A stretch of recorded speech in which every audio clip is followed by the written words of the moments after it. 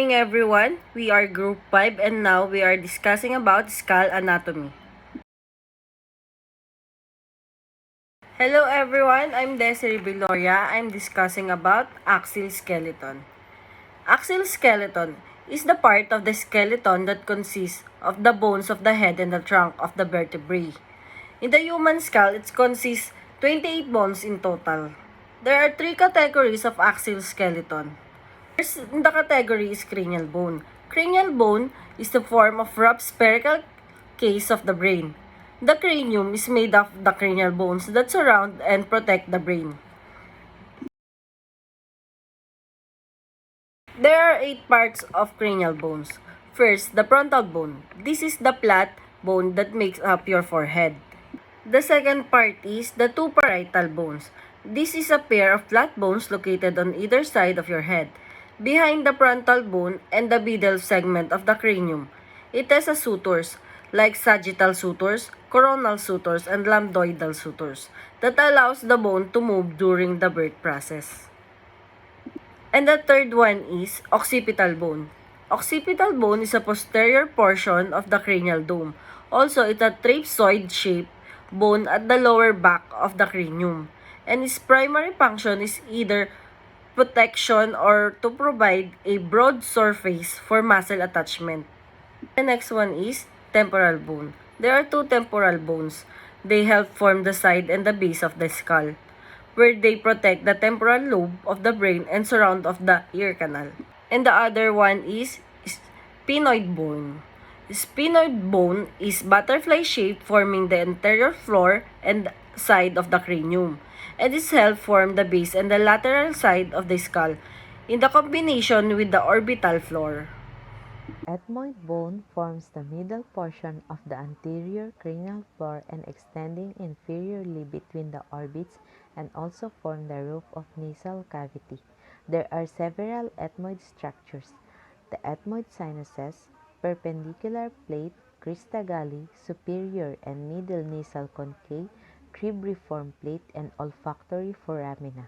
The 2 maxillary bones or upper jaw bones, they support the face from the eyes down to the mouth and across the front of the cheek. There are maxillary features, and these are the palatine process, incisive canal, alveolar process, infraorbital foramen, and maxillary sinus. Each of the 2 lacrimal bones is on the medial margin of eye between the ethmoid bone and maxilla. Lacrimal sulcus is where the tear duct is located. The 2 palatine bones are joined together at the midline to form the posterior third of the hard plate, and there are 2 features, the transverse palatine suture and greater palatine foramen. The inferior nasal conchae or turbinate bones that forms lateral wall of the nasal cavity. The mandible or lower jaw is an oddly shaped forming the lower part of the face. These are the elements of mandible: the mandibular arch or notch, mandibular condyle, coronoid process, alveolar process, ramus, angle, body, mandibular foramen, and mental foramen. Zygomatic bone and the fetal skull. Zygomatic bone, also called cheekbone or malar bone, it is a diamond-shaped bone below and lateral to the orbit or eye socket at the widest part of the cheek. It adjoins the frontal bone at the outer edge of the orbit and the sphenoid and the maxilla within the orbit. Next is vomer. It is a small, thin, plow-shaped midline bone that occupies and divides the nasal cavity. Its main job is to help support the structure of the nasal passages and face. 3 auditory ossicles bones. It is the smallest bones in the body, the auditory ossicles.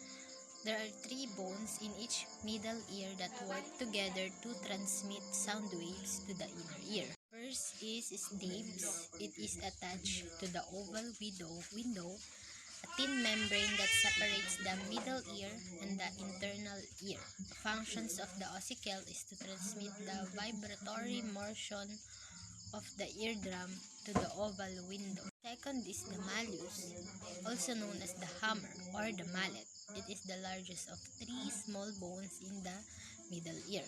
Functions with the other bones to transmit vibrations from the eardrum to the inner ear.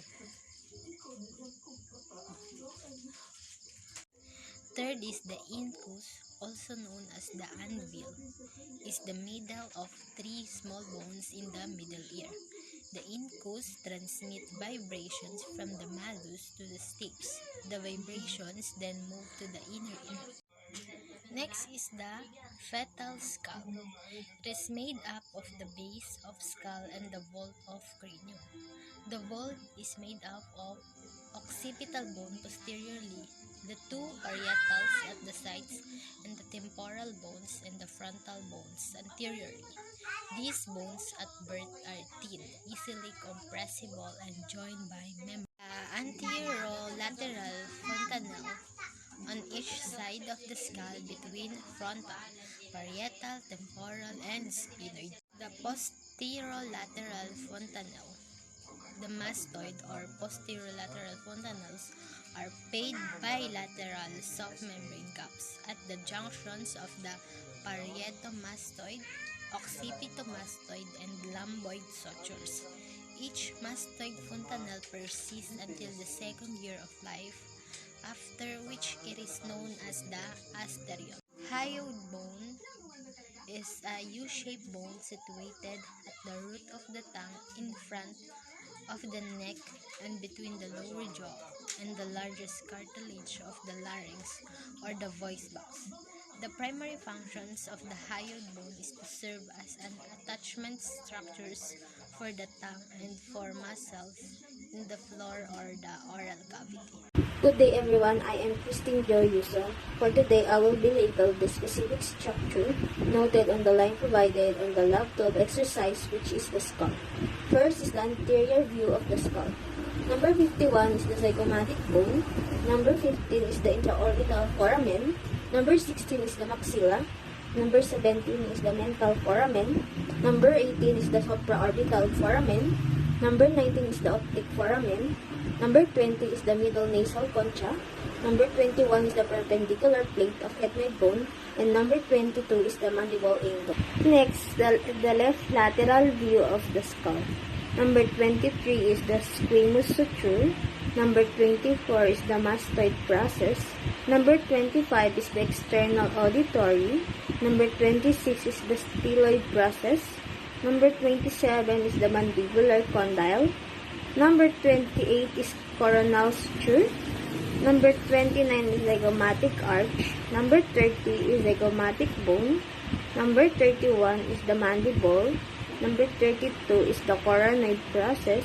And number 33 is the mandibular knot. Third is the inferior view of the skull. Number 34 is the horizontal palate of palatine bone. Number 35 is the greater palatine foramen. Number 36 is the zygomatic arch. Number 37 is the foramen ovale. Number 38 is the foramen spinous. Number 39 is the incisive foramen. Number 40 is the hard palate. Number 41 is the occipital condyle. Number 42 is the mandibular fossa. And number 43 is the foramen magnum. 44 is the foramen rotundum. Number 45 is the interauditory canal. Number 46 is the jugular foramen. Number 48 is the sella turcica. And number 49 is the temporal bone. Number 50 is the hypoglossal canal.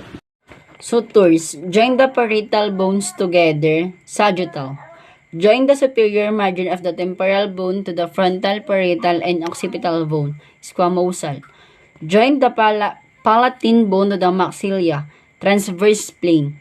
Join to the frontal bone to the two parietal bones. Coronal. Markings. Large process of the temporal bone just posterior to the external auditory meatus. It contains sinuses. Mastoid process. A smaller needle-shaped process just medial to the process described in the previous statement. Styloid process. A hole in the sphenoid bone that allows the optic nerve to exit the eye orbit. Optic foramen. Same name for the ridge-like processes on both the maxilla and mandible in which the teeth are embedded. Alveolar processes. A crest or projection on the superior surface of the ethmoid bone. Crista galli.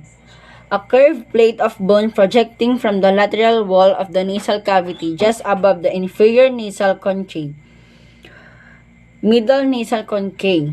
One of two holes on the anterior portion of the mandibular body. Mental foramen. A hole in the maxilla just below the orbit of the eye.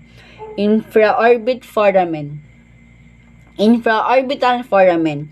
The upper portion of the nasal septum is formed by this part of the ethmoid perpendicular plate. This structure is formed by both the zygomatic process of the temporal bone and the temporal process of the zygomatic bone. Zygomatic arc. Anatomical relationship. The parietal bone blank is the occipital bone, anterior. The lacrimal bone are on the blank margin of the orbit, medial. The mandible is mostly blank to the maxilla, posterior. The occipital condyle are blank to the foramen magnum, lateral bone.